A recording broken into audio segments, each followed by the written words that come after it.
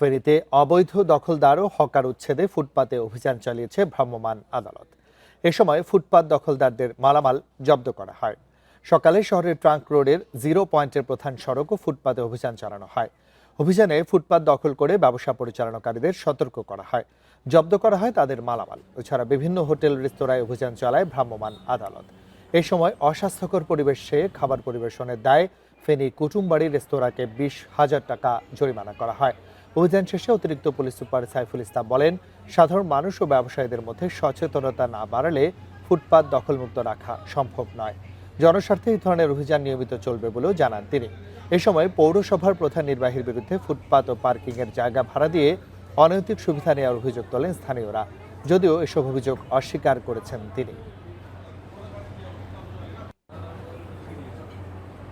জেলা প্রশাসন, পৌরসভা এবং পুলিশ সম্মিলিতভাবে এই অভিযান পুরো শহরে একসাথে শুরু করেছে। আশা করি এই অভিযানটা স্থায়ী হবে। প্রতিনিয়ত অভিযান হচ্ছে।